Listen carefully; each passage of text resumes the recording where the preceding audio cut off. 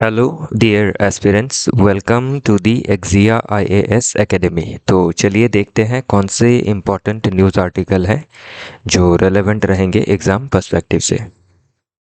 Admission open है एक्जिया IAS academy में। आप हमारे फाउंडेशनल कोर्स से जुड़ सकते हैं जिसमें हम आपको कम्प्रिहेंसिव कवरेज प्रोवाइड करेंगे पूरे सिलेबस का। उसी हिसाब से कम्प्रिहेंसिव स्टडी मटेरियल दिया जाएगा और रेगुलर टेस्ट जो है वो कंडक्ट करवाई जाएंगी। जो गाइडेंस रहेगा वो एक्सपर्ट फैकल्टी के द्वारा प्रोवाइड किया जाएगा। वन ऑन वन मेंटोरिंग के तहत आपके जितने भी डाउट है उसको कैटर किए जाएंगे और आपको अगर रिमेडियल क्लास की ज़रूरत हुई तो वो भी प्रोवाइड कर दी जाएंगी।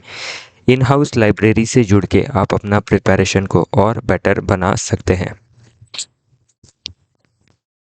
फर्दर किसी बात को डिटेल में जानना है तो आप कांटेक्ट कर सकते हैं हमारे ऑफिशियल कांटेक्ट नंबर जो कि है 6002417488। तो चलिए देखते हैं आज का पहला आर्टिकल। तो आज का पहला आर्टिकल है अबाउट नेचर ऑफ क्राइम की जो एनसीआरबी का डेटा है। तो एनसीआरबी क्या है? National crime records bureau. तो नाम से ही पता चल रहा है कि ये क्या करता है, जो क्राइम का रिकॉर्ड है उसको मेंटेन करता है, डिफरेंट सॉर्ट ऑफ क्राइम। तो ये एक सेंट्रलाइज्ड डेटा सिस्टम है जो डेटा कलेक्ट करती है डिस्ट्रिक्ट लेवल, स्टेट लेवल से, और डेटा को आपकी पब्लिक के लिए एक्सेस रखती है। और इसी डेटा के चलते या फिर इसी डेटा के हिसाब से जो भी सोसाइटी में क्राइम है, जो भी लेकुनास रही है सिस्टम में, उसको ठीक करने की प्रयास की जाती है। तो अभी क्या कहता है एनसीआरबी का डेटा? तो स्केप्टिसिज्म एक देखा गया है डेटा एक्यूरेसी में। तो जो आर्टिकल के ऑथर है उन्होंने ये चीज़ लिखा है। तो आर्टिकल के जो ऑथर है आर के राघवन जी, वो खुद आपके पुलिस में काम कर चुके हैं, सीबीआई में थे। तो उन्होंने ये मेंशन किया है कि जो डेटा है उसकी एक्यूरेसी के ऊपर आपका सवालिया निशान खड़ा होता है। क्यों? क्योंकि हमारे देश में जितने क्राइम आपके होते हैं, जितने रिपोर्ट होते हैं, क्राइम उससे भी कई गुना ज़्यादा होती है। जो क्राइम आपका क्या रहता है, अंडर रिपोर्टेड रहता है। तो इसमें स्पेसिफिकली जैसे रेप जैसे जो हीनियस क्राइम है उसके बारे में मेंशन किया है कि वो आपकी अंडर रिपोर्टेड रहती है because of social stigma and intimidation. Then under reporting of specific crime. तो स्पेसिफिक क्राइम में क्या होता है, जो अगेंस्ट वुमेन जो क्राइम होती है वो क्राइम आपका क्या होता है, अंडर रिपोर्टेड रहता है, जो मैंने ऑलरेडी बताया। और अंडर रिपोर्टेड रहने का भी स्पेसिफिक वजह हम इसमें देख सकते हैं, लाइक आपकी social stigma, okay, and intimidation. तो ये आपका कुछ रीज़न इसमें रहता है। उसके बाद अगर हम इसमें देखें तो आपका होमिसाइड का जो ट्रेंड है, मतलब जो मर्डर का ट्रेंड है, वो भी काफ़ी बढ़ा है। तो अभी इसमें देखें तो 28,000 लगभग होमिसाइड्स इन 2023। और इसमें कितना इंक्रीज़ है, 1200 का इंक्रीज़ है देन दी प्रीवियस ईयर। तो इसका मतलब क्या है, आपकी जो होमिसाइड के आपके केसेस है, मर्डर के केसेस है, वो बढ़ रहे हैं। और बढ़ने का क्या रीज़न है? तो जो आपके बढ़ने के रीज़न है उसमें एक बड़ा रीज़न है आपका इलीगल जो फायर आर्म्स है उसकी रिकवरी आप देख सकते हैं। तो जैसे कि बहुत सारे डिफरेंट जो मूवीज़ बनी है उसमें भी आप देख सकते हैं, जैसे गैंग्स ऑफ वासेपुर हो, तो जो डिफरेंट सॉर्ट ऑफ गैंग होता है या फिर जो इलीगल फायर आर्म्स रखे जाते हैं, उसके वजह से हम आपका जो होमिसाइड है उसका बढ़ा हुआ ट्रेंड को देख सकते हैं। तो अभी यूएसए के साथ भी कंपेयर किया है, क्योंकि यूएसए में तो आपका जो गन कल्चर है या फिर जो गन का आपका नेगेटिव इस्तेमाल है उस चीज़ को भी मेंशन किया है। नेक्स्ट जो साइबर क्राइम का सर्च है वो चीज़ भी इसमें बताई गई है कि जो साइबर क्राइम है उसका भी काफ़ी ज़्यादा सर्च देखने को मिला है, क्योंकि जिस तरीके से डिजिटल पेनिट्रेशन हो रहा है हमारे देश में, 100 बिलियन से ज़्यादा ऑनलाइन ट्रांजैक्शंस होती है, लगभग आपके 50 करोड़ से भी ज़्यादा जो पॉपुलेशन है वो इंटरनेट में एक्टिव रहती है। और जो पॉपुलेशन है उनके अंदर जो डिजिटल लिटरेसी है वो काफ़ी कम है। तो ये कुछ रीज़न है आपके साइबर सिक्योरिटी जो है या फिर साइबर क्राइम जो है उसका सर्च होने के पीछे का वजह। ओवरऑल क्राइम रेट में अगर देखें तो जो कॉग्निजेबल ऑफेंस है, तो कॉग्निजेबल क्राइम या फिर ऑफेंस क्या होता है, जो हीनियस क्राइम है जैसे रेप हो, मर्डर हो, डकैती हो, तो ये जो क्राइम है कॉग्निजेबल ऑफेंस, इसमें पुलिस को वारंट नहीं चाहिए। पुलिस जो आपकी क्रिमिनल है या फिर जो आपकी एक्यूज्ड है उसको उठा के ले जा सकती है, अरेस्ट कर सकती है उसको। ओके, तो इसमें भी आपका क्या है, ओवरऑल सर्ज हुआ है। तो पहले 5.7 था, तो ये 9.5 तक इंक्रीज़ हुआ है, 9.5% तक। तो ये एक काफ़ी चिंता का विषय है। और 1 लाख पॉपुलेशन के हिसाब से अगर देखें तो 422 क्राइम होती थी इन 2022, जो 440 इन 2023 हो गई है। फिर आप देखिए marginal drop in some areas, तो किसी किसी एरिया में जो है आपकी जो क्राइम है वो ड्रॉप हुई है। लेकिन इसमें भी एक प्रॉब्लम है कि आपकी जो अंडर रिपोर्टिंग है वो हम देख सकते हैं। तो एक्चुअल में डिक्लाइन नहीं हुआ है। एक्चुअल में क्या डिक्लाइन हुआ है, रिपोर्टिंग का डिक्लाइन हुआ है। तो ये भी एक चिंता का विषय है। तो उसमें अभी करना क्या है, प्रिवेंशन एंड जो पॉलिसी है वो लेनी है। तो प्रिवेंशन के लिए जो पॉलिसीज ली जाती है उसमें भी आपके क्या है, जो सक्सेस रेट है वो कम है। तो अभी ध्यान दीजिएगा, इसमें हमने क्राइम के बारे में देखा, इसका डेटा देखा, रिपोर्ट देखी, एनसीआरबी का जो रिपोर्ट है तो ये क्या कहता है, ये सभी चीज़ें जानते ही हमने ये इशू समझ में आया हमें कि हमारे देश में क्राइम अगेंस्ट वुमेन, मर्डर के क्राइम, फिर आपके जो साइबर सिक्योरिटी का थ्रेट है वो दिन ब दिन सर्ज हो रहा है। और एक प्रॉब्लम देखा कि जो राइजिंग क्राइम है उससे भी ज़्यादा क्राइम है, लेकिन एक्चुअली वो रिपोर्ट नहीं होता है, जो एक्चुअल क्राइम है, एक्चुअल जो डेटा है, तो वो इसका कंसर्न है। इसका मतलब अगर कुछ कंसर्न पेपर में आया है, न्यूज़ में बना है, डेटा में दिखाया गया है, इसका मतलब क्वेश्चन इसमें बन सकता है। ओके, तो अभी इसमें थोड़ा सा हम हिस्टोरिकल इवोल्यूशन देख लेते हैं क्राइम रिपोर्टिंग के बारे में। तो पहले क्राइम रिपोर्टिंग के एनसीआरबी के पहले, एनसीआरबी प्री एनसीआरबी एरा में डिस्ट्रिक्ट लेवल पे, स्टेट लेवल पे क्राइम का डेटा को मेंटेन किया जाता था डिसेंट्रलाइज तरीके से। 1986 के बाद एनसीआरबी को बनाया गया, तो ये काफ़ी अच्छा स्टेप था under MHA, ministry of home affairs. तो आपका एक टेंडोन कमेटी था, तो टेंडोन कमेटी के सजेशंस पे ही ये एनसीआरबी का फॉर्मेशन हुआ। तो अभी एनसीआरबी का फॉर्मेशन कब हुआ, कौन सा कमेटी था, ऐसी कुछ सवाल जो है बनने के संभावनाएं रहती है इन प्रीलिम्स। ओके, बाकी मेंस में नहीं चाहिए हमें, कब फॉर्म हुआ था, क्या हुआ था, ऐसे ऑब्जेक्टिव सवाल हमें प्रीलिम्स के लिए चाहिए। Next, crime in India. तो क्राइम इन इंडिया करके एक रिपोर्ट पब्लिश करती है bye NCRB.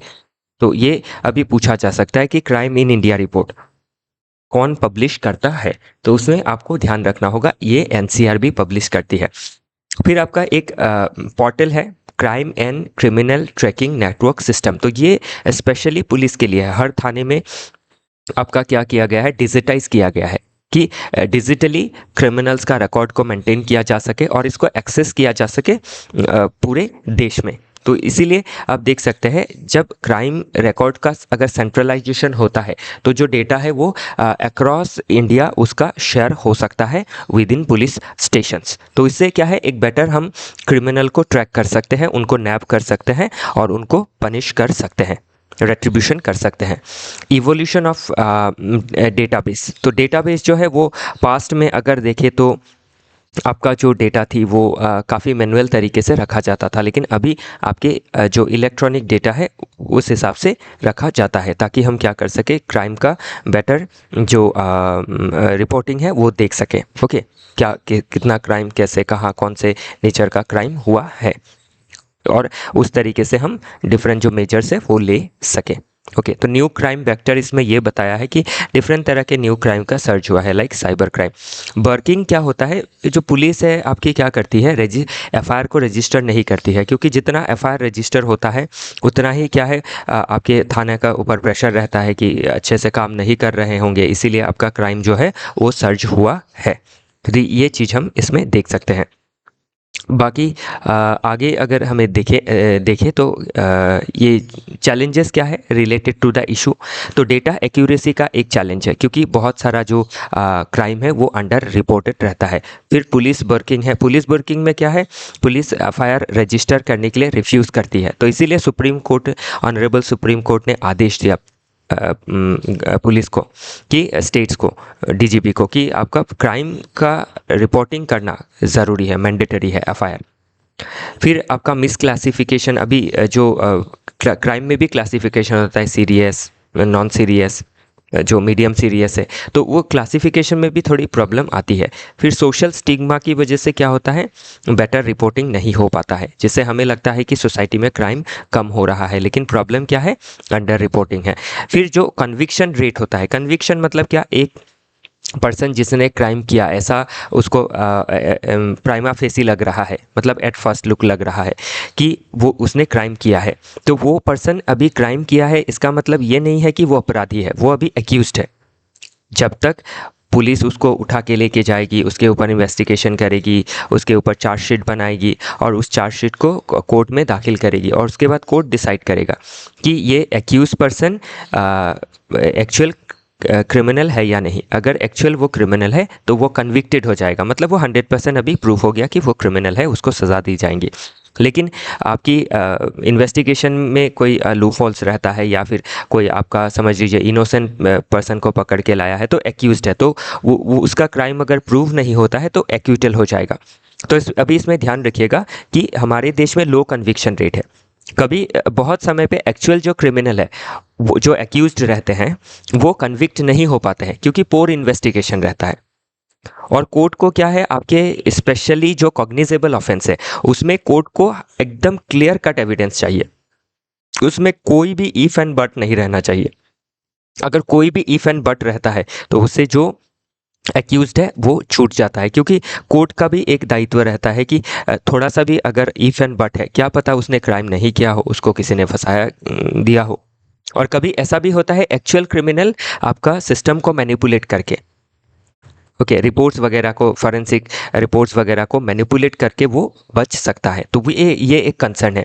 Emerging crime frontiers, तो अभी जो कौन से फ्रंटियर्स में क्राइम बढ़ रहे हैं, स्पेशली साइबर क्राइम जो है काफ़ी ज़्यादा बढ़ रही है। डीप फेक हो, आर्टिफिशियल इंटेलिजेंस की वजह से, डिजिटल अरेस्ट जैसे जो मामले हैं, ओके, तो ये फाइनेंशियल फ्रॉड जैसे जो मामले हैं, ये सभी चीज़ें हम देख सकते हैं। ऑनलाइन बुलिंग हो, ये सभी चीज़ें हम देख सकते हैं। चाइल्ड पोर्नोग्राफी हो, ये सब हम देख सकते हैं। इलीगल फायर आर्म्स का जो सर्च है वो भी काफ़ी बढ़ा है। नेक्स्ट, पुलिस और पब्लिक का जो एक ट्रस्ट डेफिसिट है, उसके वजह से भी क्या होता है, क्राइम रिपोर्ट नहीं हो पाता है। फिर एडमिनिस्ट्रेटिव एंड फेडरल डिलेज भी हम देख सकते हैं, स्पेशली जो पुलिस का आपका मॉडर्नाइजेशन है, उसमें क्या करती है स्टेट जो है, डिफरेंट स्टेट इसको पूरी तरीके से, मतलब आपका पूरा जो 100% उनका एक एंडावर है वो नहीं रहता है। बाकी जो की टर्म्स है ऑलरेडी मैंने बताया। एनसीआरबी क्या है, ये आपकी डेटा रजिस्टरिंग बॉडी है under ministry of home affairs. ये भी पूछा जा सकता है कि किस मिनिस्ट्री के अंडर है। कॉग्निजेबल क्राइम क्या होता है, सीरियस टाइप का जो ऑफेंस होता है, जैसे मर्डर, थेफ्ट, डकैती, रेप, इस तरीके, और इसमें वारंट नहीं चाहिए, और नॉन कॉग्निजेबल में वारंट चाहिए, ध्यान रखिएगा। तो अभी आजकल एग्ज़ाम का प्रीलिम्स का नेचर ऐसा हो गया है कि कॉग्निजेबल, नॉन कॉग्निजेबल क्राइम क्या है, प्राइमा फेसी क्या है, और डी अल्टम पैटम क्या है, इस तरीके के लीगल कुछ टर्मिनोलॉजीज को भी वो पूछ लेता है। लेक्स सुप्रीमस क्या है, लॉ इज सुप्रीम है, रूल ऑफ लॉ क्या है, इस तरीके के सवाल जो आ सकते हैं।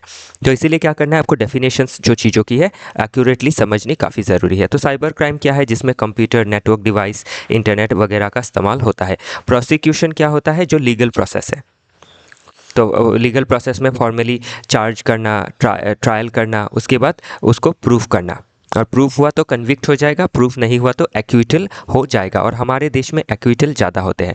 और एक ध्यान रखिएगा, जो आपके लोग क्या है, गरीब है, मार्जिनलाइज सेक्शन ऑफ पॉपुलेशन है, उनका तो ट्रायल भी नहीं होता है समय पे, क्योंकि वो आपके जो कोर्ट है, लेंदी प्रोसेस है, उसको अफोर्ड नहीं कर सकते हैं, अवेयरनेस नहीं है, उनके फैमिली वाले का अवेयरनेस नहीं है, पैसे नहीं है लॉयर हायर करने के लिए। तो उस मामले में क्या होता है, ऐसे जो आपके एक्यूज्ड होते हैं वो बिना क्राइम के प्रूफ हुए ही जेल में बिता देते हैं। तो किसी ने अगर समझिए चोरी की, लेट्स से कि उसका आपका पनिशमेंट है 5 साल, लेकिन कोर्ट में वो जेल में 7 साल रह चुका है ट्रायल नहीं होने की वजह से। तो ये क्या है, वायलेशन ऑफ आर्टिकल 21 है, because of delay in prosecution. Okay, बाकी लॉजिकल फिलोसॉफिकल बेसिस से देखें तो जो राइटर है उन्होंने आपका इंडक्टिव रीजनिंग को इस्तेमाल किया है, हर चीज़ों को बारीकी से दिखाया है, उसके बाद उन्होंने एक कंक्लूजन दिया है।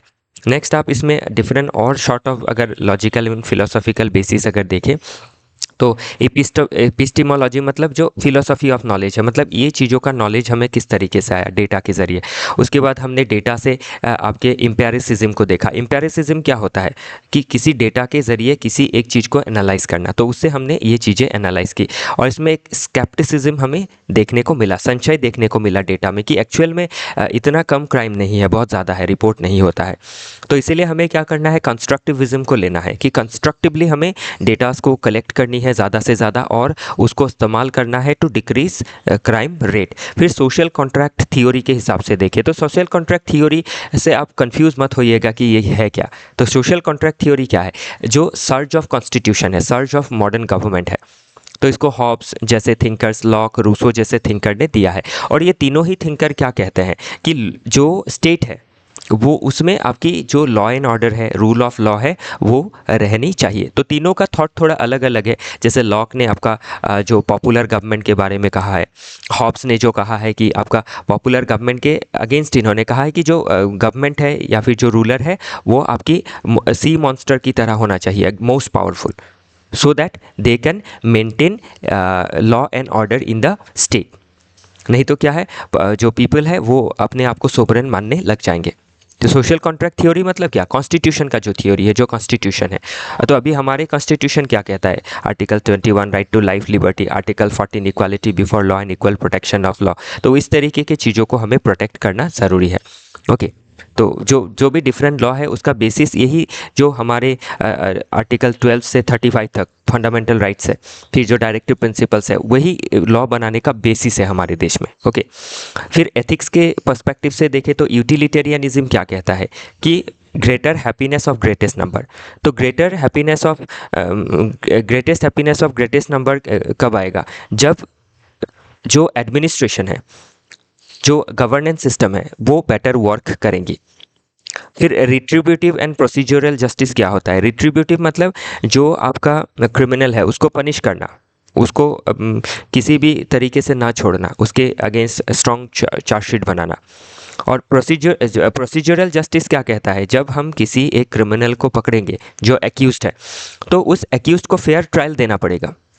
ऐसा नहीं है कि हम उसको अरेस्ट करते ही उसको गिल्टी मानने लग जाए, क्योंकि हमारा क्रिमिनल जस्टिस सिस्टम क्या कहता है, इनोसेंट अंटिल प्रूवन गिल्टी। लेकिन हमारी सोसाइटी क्या कहती है, गिल्टी अंटिल प्रूवन इनोसेंट। तो वो नहीं होना चाहिए। कोर्ट है, सिस्टम है, और उनको प्रॉपर फंक्शन करना चाहिए ताकि हम क्या कर सके, प्रिंसिपल्स को अचीव कर सके। नेक्स्ट अगर देखें तो सोशल पर्सपेक्टिव से इस पर्टिकुलर आर्टिकल को देखें तो सबसे ज़्यादा जो क्राइम है किसके अगेंस्ट में है, वुमेन के अगेंस्ट, चिल्ड्रन के अगेंस्ट देखा जाता है, और जो वल्नरेबल सेक्शन ऑफ सोसाइटी है। पॉलिटिकली देखें तो गवर्नमेंट जो है वो लॉ एंड ऑर्डर को मेंटेन करने में आपकी बहुत दूर तक आप ये कह सकते हैं कि विफल रही है। मतलब लॉ एंड ऑर्डर को मेंटेन करना मतलब ऐसे तो आपको स्टेबिलिटी दिखेगा, फिर भी जो क्राइम का रेट है वो बढ़ते जा रहा है, तो क्राइम को मेंटेन नहीं कर पा रही है। ओके, एक तरह से देखें तो आप क्या है, एक partial success and partial failure इसमें देखा जाता है। लीगल सिस्टम में देखें तो क्रिमिनल जस्टिस सिस्टम जो है वो भी काफ़ी लैग कर रहा है। जैसे आपका जो पुलिस है उसमें आपकी ट्रेनिंग की कमी हो, स्टाफ की कमी हो, इक्विपमेंट्स की कमी हो, लैब की कमी हो, ये सभी चीज़ें देखी जाती हैं। फिर क्रिमिनल जस्टिस सिस्टम में दो आपके इम्पॉर्टेंट पहलू होते हैं, पुलिस जो एफआईआर करके अरेस्ट करती है, चार्जशीट बनाती है, और जुडिशियल सिस्टम जो प्रॉपरली स्क्रूटिनी करती है कि जो आदमी पकड़ा गया है, जो इंसान पकड़ा गया है, जो एक्यूज्ड है, क्या वो एक्चुअल में उसने क्राइम किया है, उसको इस्टेब्लिश करता है। और उसको इस्टेब्लिश करने में कौन से बेसिस पे इस्टेब्लिश करता है, पुलिस जो इन्वेस्टिगेशन करती है। तो इसलिए इसमें पुलिस क्या है, एक बहुत अहम रोल प्ले करता है। तो अगर पुलिस के तरफ से आपके ऐसे प्रूफ्स दिए गए या फिर आपकी जो भी एविडेंसेस है वो लूज रही, वीक रही, तो क्रिमिनल जो है वो बच जाता है। और पुलिस को क्या है, आपके पैसे वाले लोग इन्फ्लुएंस कर सकते हैं। एथिकली अगर देखें तो जो सोशल कॉन्ट्रैक्ट है मतलब कॉन्स्टिट्यूशन है, उसका एक आप देख सकते हैं कि उसका जो ड्यूटी है वो पालन नहीं किया गया है, अगर इस तरीके से इनजस्टिस सोसाइटी में बहाल है। तो इंटरनेशनली देखें तो डिफरेंट जो आपके वो चाहे आपके यूनाइटेड नेशन ऑर्गेनाइजेशंस हो या फिर यूनाइटेड नेशन ऑर्गेनाइजेशन के डिफरेंट कन्वेंशंस हो, तो वो भी क्या कहती है, रूल ऑफ लॉ के बारे में कहती है। इकोनॉमी के हिसाब से देखें तो जहाँ ज़्यादा क्राइम होता है वहाँ फाइनेंशियल लॉस देखे जाते हैं। फॉर एग्जांपल जैसे यूपी बिहार में क्राइम का रेट ज़्यादा है, तो वहाँ पे क्या है, इन्वेस्टमेंट का जो रेट है वो भी कंपैरेटिवली कम है। अभी धीरे धीरे जो सिचुएशन है वो ठीक हो रहा है। तो अगर कंपेयर करें तमिलनाडु के चेन्नई से, बिहार के पटना से, तो चेन्नई ज़्यादा सेफ़ है। क्यों? क्योंकि उसका लॉ एंड ऑर्डर सिचुएशन जो है वो अच्छा है। नेक्स्ट, आप एनसीईआरटी से अगर पढ़ रहे हैं तो क्या बेसिक किताबें आप पढ़ सकते हैं। ऐसे तो ये आर्टिकल आपने समझ लिया, ये बेसिक कुछ आपकी जो क्या कहें कंसेप्ट है वो आप इससे समझ सकते हैं। वे फॉरवर्ड देखें तो क्या है, जो भी हमने प्रॉब्लम देखा उसको ठीक करना है। तो एक तो ध्यान रखिएगा कि जो पुलिस रिफॉर्म है उसको इम्प्लीमेंट करना है, जो ऑनरेबल सुप्रीम कोर्ट का गाइडलाइन है अंदर Prakash Singh versus union of India case, तो ये केस जो है काफ़ी इंपॉर्टेंट है। नेक्स्ट है स्ट्रेंथन करना इन्वेस्टिगेटिव कैपेबिलिटीज़ को। तो हमारा जो इन्वेस्टिगेशन है होता है वही काफ़ी वीक रहता है, जैसे फॉरेंसिक्स में काफ़ी वीक है, तो इसको अपग्रेड करना है। हर जो पुलिस स्टेशन है उसको एबल बनाना है, जो पर्सोनल है उनको बेटर ट्रेनिंग देनी ज़रूरी है। फिर national mission on cyber awareness को और बढ़ाना ज़रूरी है, जैसे ऑलरेडी मिशन लिया है साइबर सुरक्षित भारत हो या फिर साइबर स्वच्छता केंद्र हो, तो उसको और आगे बढ़ाना है ताकि लोगों को आपकी अवेयर की जा सके। और स्कूल कॉलेज में हम क्या कर सकते हैं, डिजिटल लिटरेसी के बारे में प्रमोट कर सकते हैं। तो ये एक चीज़ हम इसमें मेंशन कर सकते हैं। नेक्स्ट है, अगर आप देखें तो डाटा इंटीग्रिटी होना चाहिए। तो डेटा इंटीग्रिटी से क्या मतलब है कि जो भी डेटा कलेक्ट करते हैं वो प्रॉपर होना चाहिए। इम्प्रॉपर डेटा अगर रहा तो उससे क्या है, जो आपकी जो क्राइम का जो सीन है वो हमें बेटर समझ में नहीं आएगा और गवर्नमेंट बेटर पॉलिसी लेने में असमर्थ रहेगी। ओके, चलिए आगे देखते हैं। तो ये आर्टिकल यहाँ, ओके, तो चलिए देखते हैं दूसरा आर्टिकल।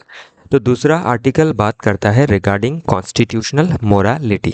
तो अभी कॉन्स्टिट्यूशनल मोरालिटी क्या है, और ये जो आर्टिकल है स्पेशली कॉन्स्टिट्यूशनल मोरालिटी और पॉपुलर मोरालिटी के बारे में बात कर रहा है। तो अभी इसमें ध्यान रखिएगा, जो आपकी कॉन्स्टिट्यूशनल मोरालिटी होती है वो क्या होती है, जो कॉन्स्टिट्यूशनल के प्रिंसिपल है उसको फॉलो करना। और पॉपुलर मोरालिटी क्या होती है, जो पीपल जिस मोरालिटी में, जिस आइडियाज़ में, जिस वैल्यूज़ में बिलीव करते हैं। और इसमें ये आर्टिकल इसमें लिखने का ये पर्पस है कि जो कॉन्स्टिट्यूशनल मोरालिटी है वो सोशल मोरालिटी से ऊपर है या फिर पॉपुलर मोरालिटी से ऊपर है। तो अभी अगर कन्फ्लिक्ट होता है तो कॉन्स्टिट्यूशनल मोरालिटी ऊपर रहेंगी। तो अभी आज हमारे सोसाइटी में हम अगर देखें तो हमारी सोसाइटी क्या है, आपके जो इंडिविजुअल राइट्स है उसको सपोर्ट नहीं करते हैं। जैसे आपका लव मैरिज हो, लिव इन रिलेशनशिप हो, उस तरीके के चीज़ों को सपोर्ट नहीं करता है। ये पॉपुलर और सोशल मोरालिटी के अगेंस्ट है। तो लेकिन जो कॉन्स्टिट्यूशनल मोरालिटी है वो क्या कहता है, right to life and personal liberty के बारे में बात करता है। तो ये मैंने एक एग्जांपल दिया है, तो आप इसको डिफरेंट तरीके से देख सकते हैं। जैसे सेंट्रल गवर्नमेंट और स्टेट गवर्नमेंट है, तो सेंट्रल गवर्नमेंट में क्या होता है, जो पार्टी अगर रहती है, स्टेट गवर्नमेंट में डिफरेंट पार्टी रहती है, तो सेंट्रल गवर्नमेंट क्या करती है, अपने आइडियोलॉजी को चलाने की कोशिश करती है अगेंस्ट कॉन्स्टिट्यूशनल मोरालिटी। जबकि कॉन्स्टिट्यूशनल मोरालिटी क्या कहता है कि सेंटर का खुद का स्पेसिफिक एरिया है to function, to exercise its jurisdiction, और स्टेट का अपना एरिया है। तो कॉन्स्टिट्यूशनल अगर ब्रीच होता है तो उसमें अलग बात है। तो इसीलिए क्या है, आपकी जो सोशल मोरालिटी है या फिर जो आइडियोलॉजी है वो कॉन्स्टिट्यूशन के ऊपर नहीं है, कॉन्स्टिट्यूशन के नीचे है। तो अभी वही चीज़ हमें इसमें समझनी ज़रूरी है कि relationship between law and morality. तो अभी लॉ एंड मोरालिटी को अगर देखें तो बहुत समय पे क्या है, जो डिफरेंट लॉ है वो मोरालिटी को प्रोटेक्ट करने के लिए ही बनी है। लेकिन जो पॉपुलर मोरालिटी है, जो सोशल मोरालिटी है, जिसको लॉ सपोर्ट नहीं करती है, तो उसको क्या करती है, आपकी लॉ एनफोर्स करने की कोशिश करती है कि जो आपकी कॉन्स्टिट्यूशनल मोरालिटी है उसको माना जाएगा, ना कि सोशल मोरालिटी को। अगर दोनों अलाइन करते हैं तब तो ठीक है। ओके, तो अगर दोनों अलाइन करते हैं तो फॉर एग्जांपल अभी जैसे सोशल मोरालिटी है पेड़ को पूजा करना, कॉन्स्टिट्यूशनल मोरालिटी में भी ये मेंशन है कि हमें एनवायरनमेंट को प्रोटेक्ट करना चाहिए अंडर आर्टिकल 48A। लेकिन जो अभी सोशल मोरालिटी है, बहुत सारी सोसाइटी में चाइल्ड मैरिज अलाउड है लेकिन लीगली लॉफुली वो अलाउड नहीं है, तो उसमें हमें लॉ को एनफोर्स करवाना होगा over this social morality. I hope आप ये समझ पा रहे हैं। तो ये डिस्टिंक्शन भी मैंने आपको इसमें बता दिया है। जुडिशरी का क्या रोल रहता है कि कॉन्स्टिट्यूशनल मोरालिटी को एडहेयर करवाना। क्यों जुडिशरी, क्योंकि judiciary is the guardian of the Indian constitution and आपकी जो कॉन्स्टिट्यूशनल मोरालिटी है उसको प्रोटेक्ट करना इनका काम है।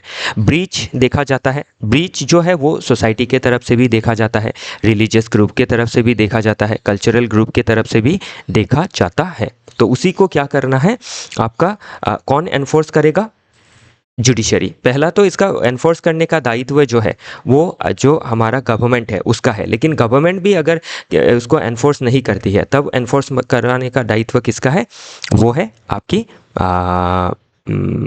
जुडिशरी का। ओके, तो जुडिशरी इसमें एक प्रोएक्टिव रोल जुडिशरी को प्ले करना पड़ेगा। ओके, नेक्स्ट है वाइटल रोल इन सोसाइटी। तो जो कॉन्स्टिट्यूशनल मोरालिटी है उसका एक वाइटल रोल है इन सोसाइटी। तो अभी ध्यान रखिएगा कि सोसाइटी में आपका क्या है, सोशल रूल्स एंड नॉर्म्स है। तो सोसाइटी चाहती है हमारे रूल्स एंड नॉर्म्स के हिसाब से चले। कॉन्स्टिट्यूशनल मोरालिटी क्या कहती है कि जो पूरा देश है वो कॉन्स्टिट्यूशन के हिसाब से चले। तो अभी जो पूरा देश है उसके लिए एक जो विधान है वही चलना पड़ेगा। अगर हर सोसाइटी अपने हिसाब से अगर चलाना चाहती है, इंडिविजुअल राइट्स को आपका ख़त्म करना चाहती है, तो उसको हम सपोर्ट नहीं कर सकते हैं। It is against constitutional morality. तो इसीलिए क्या है, सोसाइटी का एक वाइटल रोल है to uphold constitutional morality that are enshrined in the constitution. Okay, I hope आप इन चीज़ों को समझ पा रहे हैं। तो अभी इसमें क्या है, आपका एक हिस्टोरिकल एंड फिलोसॉफिकल जो बेसिस है वो भी इसमें बताया गया है। तो वो क्या है, वो थोड़ा बहुत हम देखने की कोशिश करते हैं। तो इसमें ध्यान रखिएगा, एक आपका हार्ट डेवलिन करके आपके फिलोसोफर है, लीगल फिलोसोफर, उन्होंने कहा है कि जो सोसाइटी है, सोसाइटियल जो रूल्स एंड रेगुलेशंस है उनके ऊपर रहना चाहिए लॉ, और लॉ को किसी भी हाल में उसको एनफोर्स करवाना ही चाहिए। मतलब लॉ का जो मोरालिटी है उसको एनफोर्स करवाना चाहिए ओवर पॉपुलर मोरालिटी।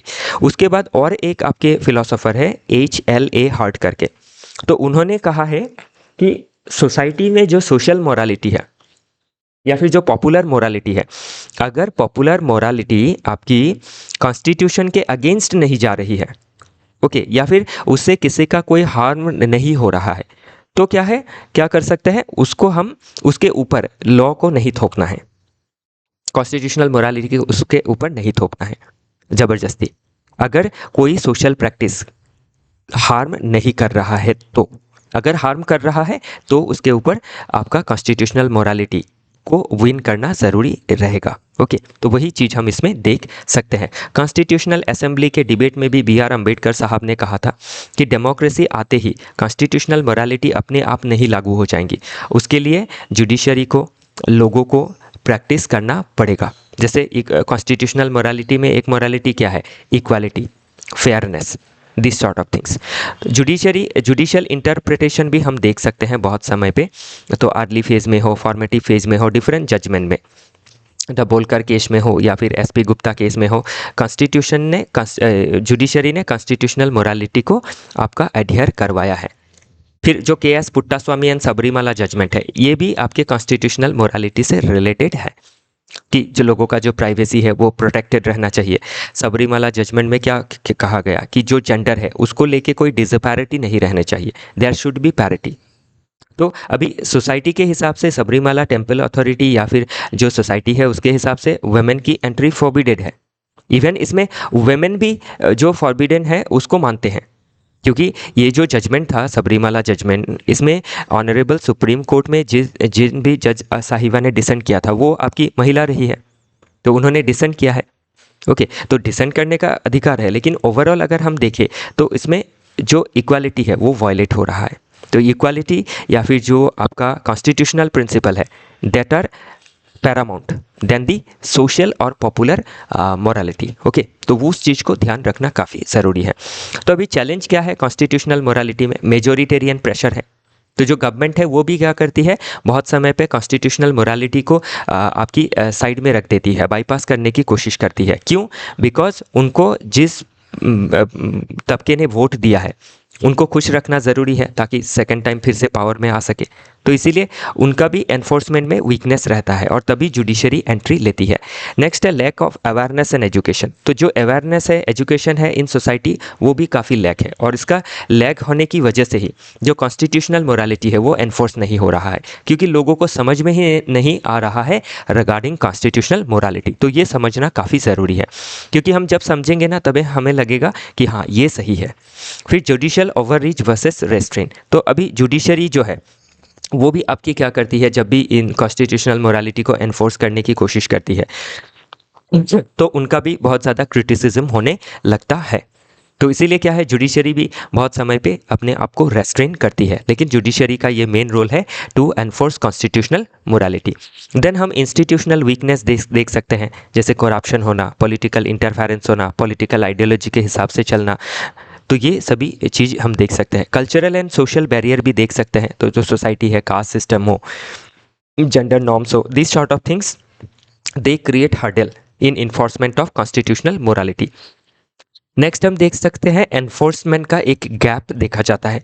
तो कॉन्स्टिट्यूशनल मोरालिटी ऐसे तो नहीं आ जाएगी, उसके लिए ज़रूरी क्या है कि जो आपकी अथॉरिटी है they have to enforce it. फिर हम अगर ग्लोबल इन्फ्लुएंस को देखें तो जो ग्लोब है वो इंटरकनेक्टेड है। तो एक आप जो वर्ल्ड लेवल में हम देखें, जो भी नेशन कॉन्स्टिट्यूशनल मोरालिटी को नहीं मान रही है, क्योंकि कॉन्स्टिट्यूशन में जो भी प्रिंसिपल्स है ना वो यूनिवर्सल इन नेचर है। वो आप कहीं भी जाके देखें, आपको लगेगा कि most of the principles are acceptable. Okay, then here the main terms are explained. What is constitutional morality, popular morality, rule of law, paramountcy, reverence क्या है, basic structure, doctrine क्या है, जो मैंने ऑलरेडी बताया है आपको। Okay, next logical and philosophical basis से अगर इस आर्टिकल को देखें तो कॉन्स्टिट्यूशनलिज्म को प्रोटेक्ट करना is need of the hour. Constitutionalism को प्रोटेक्ट करना मतलब क्या, जो कॉन्स्टिट्यूशनल मोरालिटी है उसको प्रोटेक्ट करना। जो भी लॉ बनेगी, सोसाइटी जिस तरीके से चलेगा, उनको क्या एडहियर करना है, जो सोशल कॉन्ट्रैक्ट सभी ने मिलकर साइन किया है कॉन्स्टिट्यूशन, उसको फॉलो करना है।